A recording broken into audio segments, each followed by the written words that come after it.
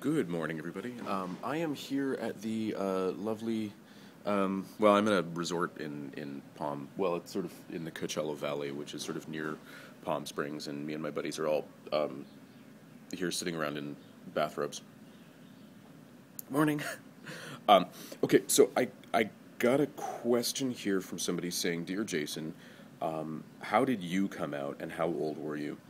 Um, hmm. I mean, there's different stages of coming out. I mean, I started kind of coming out in my sort of mid-teens, um, and probably at least acknowledging, with sex partners, like the guys my own age, in high school and all that I was fooling around with. That, we were clearly not like other guys. Um, but I'm gonna say this light is really bad, isn't it? It's really lovely here. Look at this. La, la, la, la, la. And it's totally empty too, which is really cool because of the time of year. And then all the mountains and stuff back there. I love this place. Um, okay, so I think the moment where I personally think of my coming out, I was in first year college, and I was at a college house party, and I had gone there with the guy who was my best friend at the time in school. I mean, we had only really just met each other, but we got along really well, and he took me to a house party. He was straight, and we we were sitting around talking, and then I wound up chatting with his ex-girlfriend, and the two of us were just talking about nothing. And I remember it was one of those sort of, you go to a party and you drink and you talk and you talk and you talk and you talk and you talk, and I probably would have been maybe 18 at the time. And I remember she was talking about something, and I just looked up and I went, "I'm gay." And I remember she just kind of went, "Oh, really? Oh."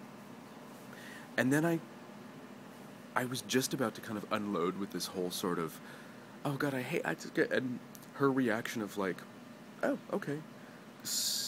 It it was really weird.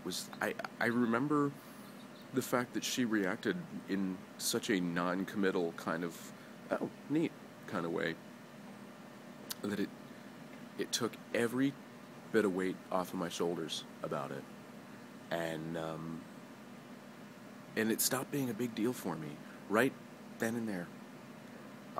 That was pretty cool. So I guess 18. Oh, but I went through the rest of the year publicly. Like I told like a few people here and there about it, but I went through the rest of first year college still keeping up the whole facade of being the womanizer, and I actually won the Womanizer of the Year award um, in my class in that department. And then I met a guy over the summer, and he and I wound up falling madly in love and moving in together. So I came back for second year, and I kind of got together with all my buddies, and one of them said, "So, Jason, are you still living in the same house?" And I said, "No, I'm living over in East York." And they were like, "Geez, that's a bit of a trek here to school." 'Cause Toronto's a pretty, sort of spread out city, so it was like an hour and 40 minutes or something to campus. And they were like, "Why are you living all the way over there?" And I'm like, "Well, I moved in with my boyfriend."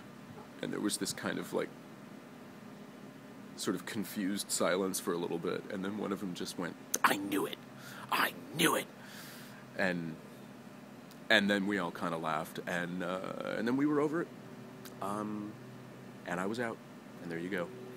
So that was my coming out. It was a slow process that took from my mid-teens until I was about 19, nearly 20, and it's I've always said that you should do it on your own pace.